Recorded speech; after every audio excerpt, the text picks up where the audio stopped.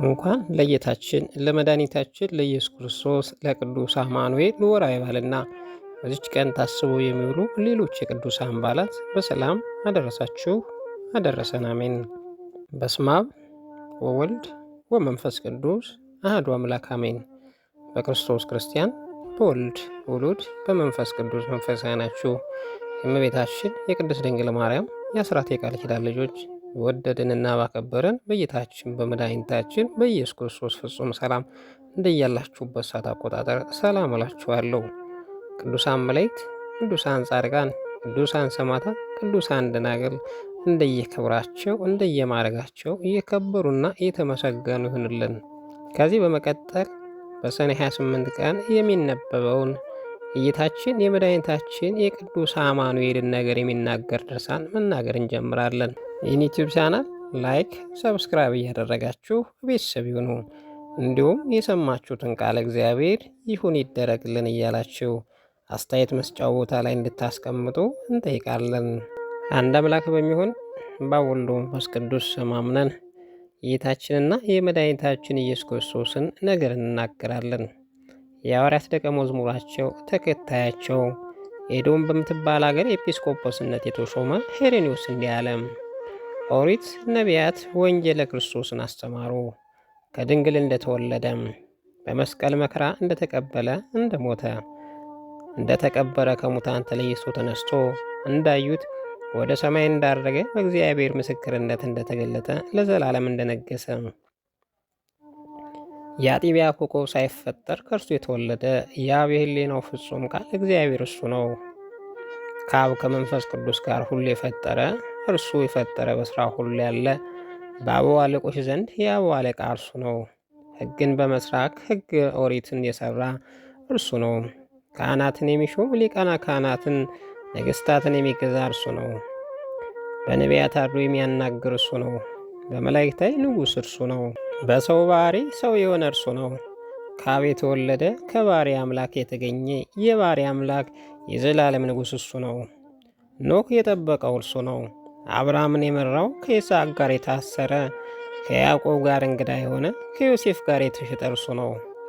በሙሴ አድሮ ሕዝቡን የመራ ሕግን የሠራላቸው ለኢያሱ ርስትን የሰጠው በእርሱ አድሮ ለእስራኤል ልጆች ያወረሳቸው እርሱ ነው። በዳዊት አድሮ ትንቢት የተናገረ በነቢያት አድሮ ሕዝቡን ያስተማረ እርሱ ነው። ከቅድስት ድንግል ማርያም ሲሆን እርሱ ነው። በቤተልሔም ተወለደ፣ በጨርቅ ተጠቀለለ፣ በበረትም ተጣለ። ከከብት ጠባቆች አዩት፣ መላእክትም አመሰገኑት፣ ሰብአ ሰገል ሰገዱለት። ዮሐንስ ገለጠው፣ በዮርዳኖስም አጠመቀ። በገዳም ተፈተነ፣ እርሱ የባሕሪ አምላክ እርሱ እንደሆነ ታወቀ። ሐዋርያት ወደ እርሱ ሰበሰበ፣ ወንጌልን አስተማረ፣ ድውያንን ፈወሰ፣ አንካሳ እንዲሄዱ አደረገ፣ ለምጻሞችን አነጻ፣ የዕውር ዓይን አበራ፣ ሙታንም አስነሳ። በምኩራብ ሲያስተምር ታየ፣ ሕዝቡ ግን አላመኑበትም። ይሁዳ አሳልፎ ሰጠው፣ የካህናት አለቆችም ተቀበሉት። በሥጋ ተሰቀለ፣ በመስቀል ላይ የተቸነከረ፣ ሞቶ ተገነዘ፣ ተቀበረ፣ ከሙታን ተለይቶ ተነሳ። የሙታን ትንሣኤያቸው ፈርሰው ሰብስብሰው የነበሩ የሚያድናቸው፣ በጨለማ ላሉ ብርሃናቸው፣ የተማረኩትን የሚመልሳቸው፣ የጠፉትን የሚመራቸው፣ ለተጨነቁት አምባ መጠጊያቸው እርሱ ነው። ቤተ ክርስቲያን ምእመናን የሚያዋሃዳት፣ ያመኑትን የሚጠብቃቸው፣ ኪሩቤልን የፈጠረ እግዚአብሔርነቱን የሚያገለግሉ ሰራዊት መላእክት የሚመራቸው፣ ከባሕሪ አምላኩ የተገኘ የባሕሪ አምላክ እግዚአብሔር አብ የተወለደ ወልድ ኢየሱስ ክርስቶስ በእውነት የዘላለም ገዢ ነው። የሐዋርያት ደቀ መዝሙር ኤዶም በምትባል ሀገር የኤጲስቆጶስነት የተሾመ ይህ ቅዱስ ሄሬኔዎስ ዳግመኛ አለ። የከበሩ መጻሕፍተ ክርስቶስ ሰው እንደሆነ እንደሚነግሩን አምላክ እንደሆነ እርሱ እንዲሁ ነግሮናል። ግዙፍ እንደሆነ እንደሚነግሩን ረቂቅም እንደሆነ እግዚአብሔር ቃል እንደሆነ እርሱ ራሱም እግዚአብሔር እንደሆነ እንዳሁኑ ነግረውናል።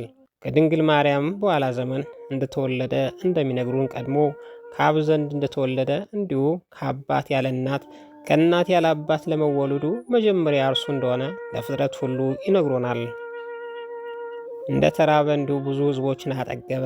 እንደ ተጠማ እንዲሁ በሰርግ ቤት ለነበሩ ሰዎች ውሃውን ወይን አድርጎ አጠጣቸው። ቀድሞ እስራኤል ከግብፅ በወጡ ጊዜ ውሃ ከድንጋይ አፍልቆ አጠጣቸው። ይህም ክርስቶስ ነው። ዳግመኛም እርሱ ጌታችን ኢየሱስ ክርስቶስ ላመነበት ለዘላለም ሕይወት የሚመነጭ መንፈሳዊ ውሃ ሰጠን። እንደ ደከመ እንዲሁ የደከሙትን የኃጢአት ሸክም የከበዳቸውን እንዳሳረፈ እናውቃለን። እርሱ ዳዊት ልጅ እንደሆነ እንዲሁ የዳዊት ፈጣሪ ነው። ከአብርሃም ዘር እንደተገኘ እንዲሁ ከአብርሃም በፊት ነበረ። በፊቱ ላይ እጥፍ እንዳሉበት በጥፊ እንደመቱት እንዲሁ እርሱ በንፋት እፍ ብሎ መንፈስ ቅዱስን በደቀ መዛሙርቱ አሳደረባቸው። እንዳዘነ እንዲሁ ለሕዝቡ ፍጹም ደስታ ሰጠ። እንደተያዘ እንደተዳሰሰ እንዲሁ ሊገሉት በወደዱ ሰዎች መካከል አልፎ እንደሄደ ሊይዙት እንዳልቻሉ ይታወቅ ዘንድ በዝግ ደጅ ገባ። ሊከተሉትም አልቻሉም። እንደተኛ እንዲሁ ተነስቶ ባሕረ ነፋሳትን አዝዞ ጸጥ አደረጋቸው። ነፋሳቱም ታዘዙለት። እንደ ሞተ እንዲሁ ተነሳ፣ ሙታን አስነሳ። እንደ ተነሳም እንዲሁ ሕያው ሆነ፣ አዳኝ ነውና። በዚያን ዓለም እንደዘበቱበት እንደሰደቡት እንዲሁ በሰማይ ያሉ ሁሉ ያከብሩታል፣ ያመሰግኑታል። ለሥጋ በሚስማማ ሕማም ተሰቀለም፣ በእግዚአብሔርነቱ ኃይል ተነሳ። ይህም መለኮት ነው። ወደ ሲኦል ወርዶ ነፍሳትን ማረከ። ዳግመኛ ሰማያ ሰማያት አረገ። እርሱ ሁሉ ሙሉ ሲሆን ወደ መቃብር ለመውረድ ዮሴፍና ኒቆዲሞስ ተሸክሞት ታየ። በሥጋ ሞተ። ይህም ለዘላለም ሕያው ነው። ጌታችን መድኃኒታችን ኢየሱስ ክርስቶስ በቸርነቱ በምሕረቱ ይጠብቀን። በስመ አብ ወወልድ ወመንፈስ ቅዱስ አሐዱ አምላክ አሜን። የአዳም ውድቀት። እግዚአብሔር አዳምን ትእዛዙን ሁሉ እንዲፈጽም አዘዘው። በተለየ በገነት ከምትገኘው ዕፅ እንዳይበላ አዘዘው። ወዲያውኑም እግዚአብሔር በአዳም ላይ የሚጣፍጥ እንቅልፍ አመጣ። እሱም በገነት ተኛ። እግዚአብሔር ከአዳም ግራ ጎን አንዲት አጥንት ነቀለ። ከዚሁም ሔዋንን ፈጠራት። አዳም ሔዋንን ባያት ጊዜ ከእንቅልፉ ነቅቶ እጅግም ደስ ተሰኘ፣ በጣምም ወደዳት። እርሱም በገነት ሄዶም ሲኖር እግዚአብሔር ክብርና ግርማ ምስጋና ለበሳቸው። እሱም እጅግ እያመሰገኑ ደስ አላቸው። ስለተሰጣቸው ግርማና ትልቅ ምስጋና በበለጠ ደስ ተሰኙ። እግዚአብሔር ለጋብቻ ወሰነላቸው። መላእክትም ሁላቸው ስለ አዳምና ስለ ሔዋን ደስ አላቸው። ወልድ በግርማ መንግሥቱ ደግሞ ሲመጣ በቀኝ በኩል ከቆመ ይህን የመሰለ ደስታ እስኪሰማ ድረስ ከዚህ በፊት ተሰምቶ የሚያውቅ ደስታ ተሰማ። አዳምና ሔዋን በገነት 3 ሰዓት ያህል ኖሩ። ገነት ከነፋስ ላይ ሆና መሬቷ ሰማያዊ ነው። ከረጃጅም ተራሮች በላይ ትገኛለች። ከረጃጅም ተራሮች ገነት የምትገኝበት ከፍታ 15 ሜትር ነው። ገነተ ክርስቶስ እጆቹን ዘርግቶ የተሰቀለበት ዕፀ መስቀል ምሳሌ ናት። ቅዱስ መስቀል በምድር ላይ ተተክሏል። ሰይጣን ግን በክፉ ከእግዚአብሔር ለአዳምና ሔዋንን በተሰጠው ጸጋ ሁሉ ይቀና ነበር። በአውሬ እያመካኘ ሰይጣናዊ ተግባሩንና ሰይጣናዊ ምቀኝነቱን ለማካሄድ ተነሳ። ይህ አርዌ ካሪዎችና ከእንስሳት ሁሉ አስተያየቱ ውበቱ ያማረ ነበር። የመጀመሪያ አፈጣጥሩ በግመል ገልገል መልክ ነበረ። ከዚያ በኋላ ሰይጣን በምድር አርዌ ተሸክሞ ወሰደው፣ ወደ ገነት አስገባው። ከዚያም የተነሳ ሰይጣን መልኩ አስደሳች ሆነው የምድር አርዌ ላይ ተደበቀ። እግዚአብሔር አሳድሮለት የነበረውን የክብር ልዕልና ካስወገደ ጀምሮ መልኩ እጅግ የከፋ ማንም ወደ እርሱ መመልከት የማይችል ሆኗል።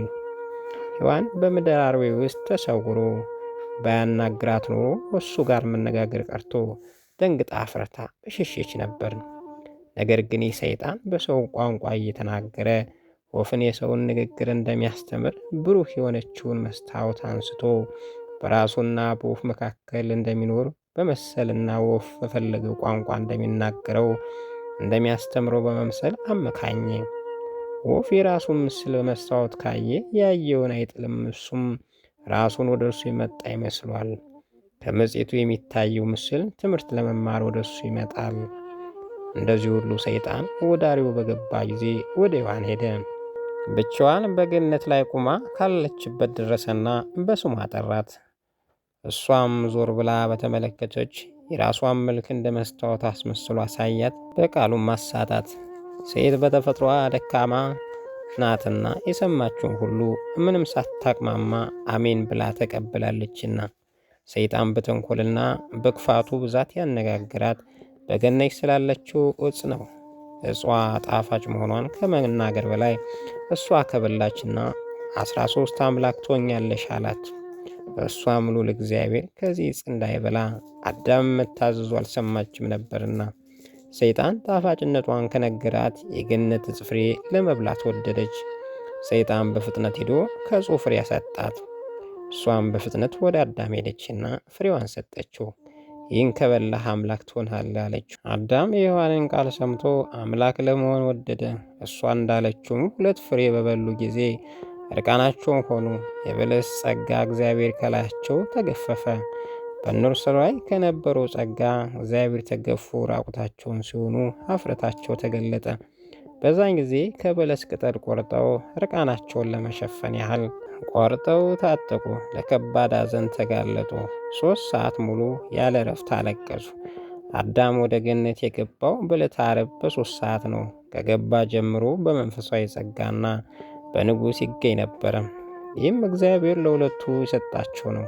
እግዚአብሔር ሁለቱን ብዙ ወቀሳቸው። 9 ሰዓት ሲሆን በብዙ ለቅሶ በብዙ ዋይታና ጩኸት ሳይወዱ በግድ ከገነት ተባረሩ። የበለስ ቅጠል ለብሰው ከቆዩ በኋላ እግዚአብሔር ቁርበት አለበሳቸው። ይህም ቁርበት የሐዘን ልብስ ነው። አዳምና ሔዋን ከገነት ወጥተው ከገነት ወደ ምስራቅ በኩል ተኙ። ከእንቅልፋቸው ሲነቁ እግዚአብሔር አዳምን ተናገረው፣ እንዲህም አለው፣ አንተ ዘንድ እነሆ ትእዛዜን አፍርሰህ ከወጣህበት ገነት መልሼ እንድትገባ አድርግሃለሁ። እንግዲህ ልብ በል፣ በአንተ የስህተት ሥራ ምድርን ረገሟት። ይህም በአንተ በደልና ኃጢአት ምክንያት ነው። ዳግመኛም ሔዋንን ስላሳታት እባብን ረገሙት። እጅና እግሩ ወደ ሆዱ እንዲገባ ምግብ ማፈር እንዲሆን አደረጉ። አንተ ግን አልረገምሁም። ሔዋን ግን ከአንተ ስር እንድትሆን ፈርጄባታለሁ። እንግዲህ አስተውል፣ በአንተ ላይ የፈረዱትን ፍርድ እስክጨርስ በአንተና በሔዋን ምክንያት ምድር ስለተረገመች በኋላ ልጅና ወዳጅ እልከዋለሁ። እርሱም ከሰማይ ወደ ምድር ይወርዳል። ማርያም ተብላ ከምትጠራው ድንግል ማርያም ይወለዳል። እሷም ያንተ ዘር ናት። እሷንም እገነባትና መርጣታለሁ። ትውልድ አልፎ ትውልድ እየተተካ ወልድ ከሰማይ እስኪወርድ ድረስ ይቆያል። በዛን ጊዜ የድነት መጀመሪያ ይሆናል። ወደ ርስትም ተመልሰህ አንተ በሞት ጊዜ ከርቤና አሎ ከተባሉ የሽቱ አይነቶች ቀብተው አስከሬኔን በቤተ መዛግብት ያኖሩ ዘንድ ልጆችን አዛቸው። ልጆች ከደብረ ቅዱስ እስኪወጡ ድረስም ከዚያ ትቆያለህ። ወደ ተረገመችው ምድርም ልጆች ይሰበሰባሉ። ልጆችም ጋር በቤተ መዛግብት ተጠብቆ ከኖረ በኋላ ሥጋን ከነሱ ይወስዱት ዘንድ እኔ ወደ ማመለክታቸው ቦታ ይወስዱታል። ያ ቦታ ያንተ ሥጋ ካኖረበት በኋላ ዘመን ያንተ መድኃኒትና የልጁ መድኃኒት እንዲገለጽ እንዲፈጸም አደርጋለሁ። ያ ያንተ ሥጋ የሚኖርበት ቦታ ለወደፊት ያንተን ድነት የማሳይበት ቦታ ይሆናል። በዚሁም ያንተ የልጆች ድነት ይገለጻል አለው። እግዚአብሔር ለአዳም ለወደፊት በዚች በተረገመች ምድር ሐዘንና መከራ፣ በሽታ እንደሚፈራረቁባት ከነገረው በኋላ እንዲታገስ ነግሮታል። አዳምና ሔዋን ከገነት በወጡ ጊዜ እግዚአብሔር በገነት በር ላይ እሳታዊ መልአክ አቆመ። ይህ መልአክ በእጁ ላይ እሳት ጦር ነበረ። አዳምና ሔዋን መርጢዮን ተብሎ ከሚጠቀስና በገነት በታች ከሚገኘው ደብረ ቅዱስ ኖሩ። በዚህ ደብር ላይ በአንድ ዋሻ ውስጥ በንጽሕና በድንግልና ሆነው ለመኖር ቻሉ። አዳም ከሔዋን ጋር እያለ ከገነት እግር ወርቅና ከርቤ ዕጣን የያዘ ቀድሰው ባርከውን በዚች ዋሻ ለራሱ የጸሎት ቦታ አዘጋጅቶ ነበረ። ይህንንም ወርቅ፣ ዕጣን፣ ከርቤ አውጥቶ ሰጣት። እንዲህም አላት፣ ይህንን ሁሉ ያዥ፣ እጅ መንሻ ነውና አምላክነቱ ወልደ እግዚአብሔር ወደዚህ ዓለም ሲመጣ ይሆናል። ወርቅ የወልደ እግዚአብሔር መንግሥት ምልክት፣ ዕጣንም የሕላዊ መለኮት ምልክት፣ ከርቤ ከእኛ ለሚለብሰው ክቡር ሥጋው መያዣነት ናቸው። ይህንም ወልደ አምላክ እኛን ለማዳን ወደዚህ ዓለም በሚመጣበት ጊዜ በእኔና በአንቺ መካከል ምስክር ይሆናል። አዳም ይችን ዋሻ ቤተ መዛግብት ብሎ ሰየማት። አዳምና ሔዋን ከገነት ወጥተው 10 ዓመት በሙሉ በለቅሶ በዋይታና በታላቅ ሐዘን ነበሩ። አዳምና ሔዋን ከደብረ ቅዱስ ወርደው ከእርሱ በታች ተቀመጡ። በዚህም አዳምና ሔዋን ተገናኛት፣ እርሷም ጸነሰች። የመውለጃዋ ጊዜ ደረሰ። ቃየልና ሉድንም መንታዎችን ወለደች። አዳም ሔዋንን ጸነሰች። የመውለጃዋም ጊዜ ደረሰ። መንታዎቹም አቤልና አቅሌማን ወለደች። እነዚህ ሁለት ወንዶችና ሁለት ሴቶች የአዳም ልጆች አድገው ለጋብቻ ደረሱ። አዳም ይህን ተመልክቶ ሔዋን እነሆ እግዚአብሔር እነዚህ ልጆቻችን አሳደጋቸው፣ ስለዚህ ቃየልን የአቤል እህት አቅሌማን ያግባ፣ አቤል ደግሞ የቃየልን እህት ያግባ አላት። አዳምና ሔዋን በዚህ ተስማሙ። ቃየል ግን እናቱ ሔዋንን እናቴ ሔዋን ሆይ ለእኔ ሚስት ሆነኝ ዘንድ ከእኔ ጋር የተወለደችው ሉድን ትሰጡ ዘንድ ይገባል፣ ለአቤል ደግሞ ከእርሱ ጋር የተወለደችው እቱ አቅሌማን ሚስት ሆነው ዘንድ ትሰጡ ዘንድ ይገባል አላት። ቃየል እንዲህ ሊል የቻለበት ምክንያት የሉድ መልክ እንደ እናቷ ሔዋን መልክ መልከ መልካም ስለነበረ ነው። አዳም የቃየልን አባባል ሰምቶ እጅግ አዘነ። ቃየል ሆይ ከአንተ ጋር የተወለደችው መንትያ ልታገባ አይገባም፣ ሕግም አይፈቅድምና አለው። በዚህ ጊዜ በቃየል ላይ ቅናት አደረበት። ወንድሙ አቤልን ለመግደል ፈለገ። ወዲያውኑም አባታችን አዳም ለአቤልና ለቃየል እግዚአብሔር መሥዋዕት ታቀርቡ ዘንድ ከምድር ፍሬ ከበግ ግልገሎች መርጣችሁ አቅርቡ አላቸው። አዳም ንግግሩን በመቀጠል እንዲህ አላቸው፣ ወደ ደብረ ቅዱስ ውጡ፣ ከዚሁ ወደሚገኘው ባተ መዛግብት ግቡ። ከዚህም ሁናችሁ በመጀመሪያ ለእግዚአብሔር ጸሎት አድርሱ። ወዲያውኑም የተሸከማችሁትን ፍሬና በግ ለቁርባን አቅርቡ። ይህንን ከፈጸማችሁ በኋላ የራሶቻችሁ ሚስቶች ትወርሳላችሁ። ሁለቱ ወንድማማቾች ቃየልና አቤል አባታቸው አዳም እንዳዘዛቸው አደረጉ። ወደ ደብረ ቅዱስ በመውጣት ላይ እያሉም ሰይጣን ወደ ቃየል ልብ ገባ።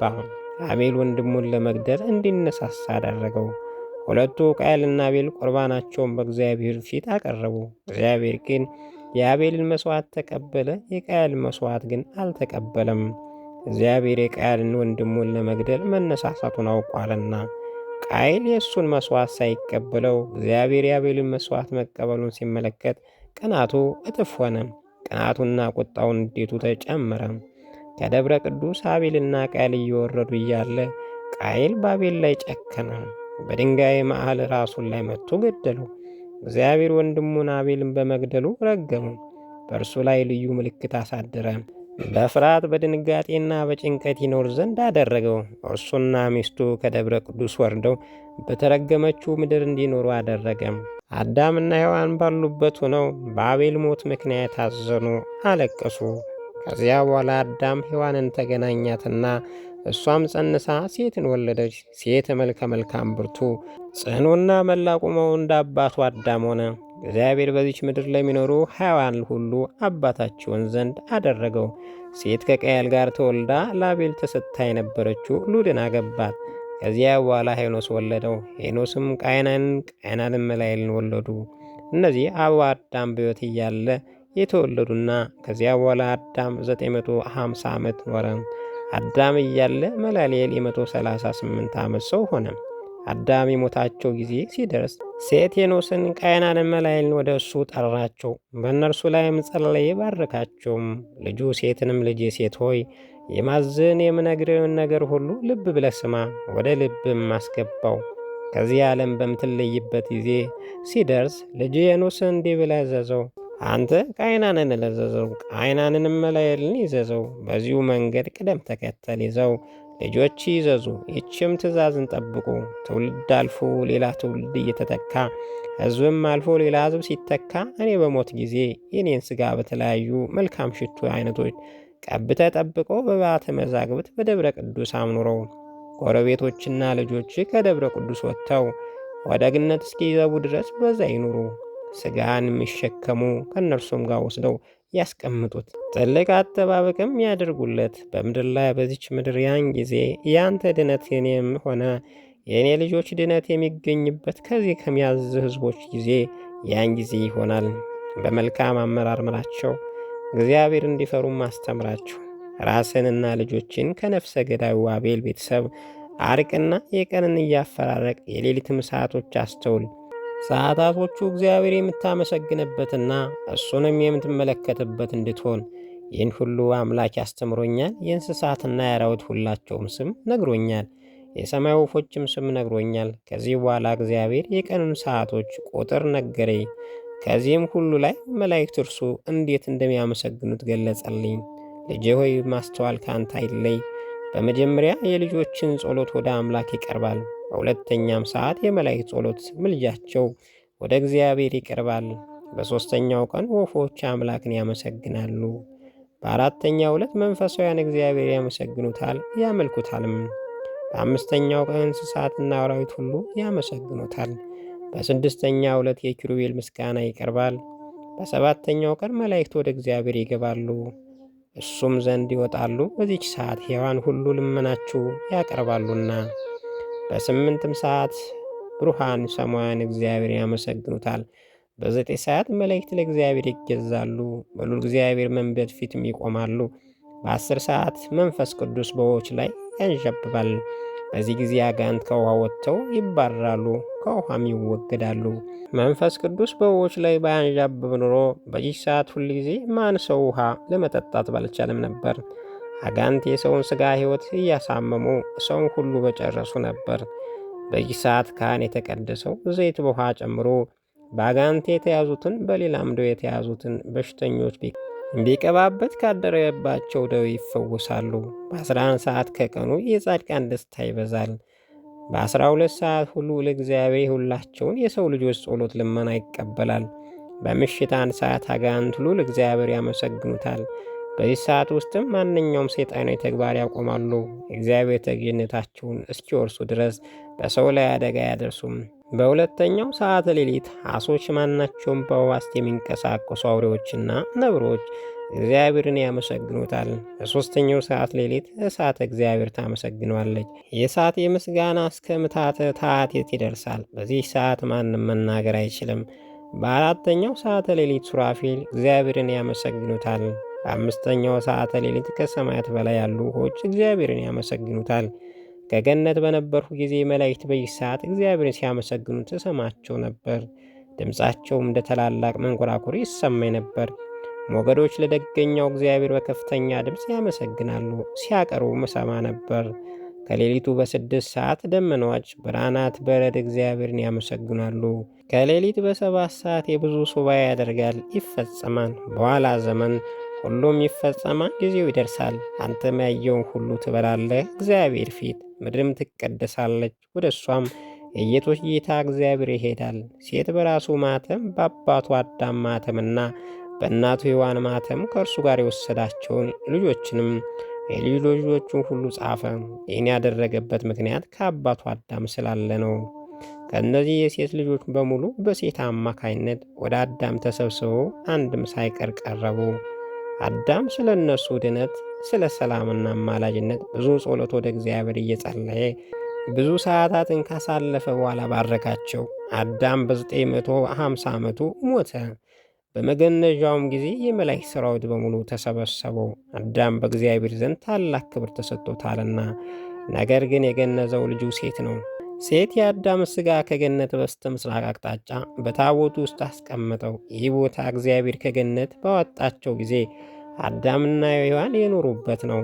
አዳም በሞተ ጊዜ ፀሐይና ጨረቃ ለ7 ቀንና ለ7 ሌሊት ጨለሙ። ያ የጻፈው ትእዛዝ መጽሐፍ ሴት በቤተ መዛግብት አስቀመጠው። ለቁርባን የተባለው ዕቃ ከዚሁ ጋር አስቀመጠው። ለቁርባን የተባለውን ዕቃ ሴት ከገነት የወሰደው ዕጣን ወርቅና ከርቤ ነው። ስለዚህም አዳም ለሴት ዕጣን፣ ከርቤ፣ ወርቅ ወደ ሦስቱ የሰብአ ሰገል ነገሥታት እጅ ይገባል። እነሱም ክርስቶስ መድኃኔዓለም በቤተልሔም ሲወለድ ለእጅ መንሻ ይወስዱታል አለው። አዳም ዓርብ በ3 ሰዓት ሚያዝያ 7 ቀን በጨረቃ አቆጣጠር 4 ቀን ሞተ። ጌታችን ኢየሱስ ክርስቶስ በተመሳሳይ ሰዓት ነፍሱን አባቱ አደራ ብሏል። በአዳም ልጆችና በልጅ ልጆች ትልቅ ሐዘንና ለቅሶ ሆነ። 40 ቀን ሙሉ ሳያቋርጡ አለቀሱ። አዳም ከሞተ ጀምሮ ነገደ ሴትና ነገደ ቃየን ለሁለት ተከፈሉ። ሴት ልጆቹንና የልጅ ልጆቹንና ሚስቶቻቸውን ወደ ደብረ ቅዱስ አስወጣቸው። አዳም ከዚሁ ነግሮናል። ቃየልና ልጆቹም እንዲሁም የልጅ ልጆች ግን ከደብረ ቅዱስ በታች ከሚገኘው ቦታ ውስጥ ይኑሩ ብለው። አቤል በዚሁ ነው የተገደለው። ሴት ሕዝቦቹን በቅድስና በንጽህና ያስተዳድራቸው ነበር። ከአባቱ አዳም የተነገረውን ዜና አስተማራቸው። በረከታቸው ከሁላችን ጋር ይሁን ለዘላለሙ አሜን።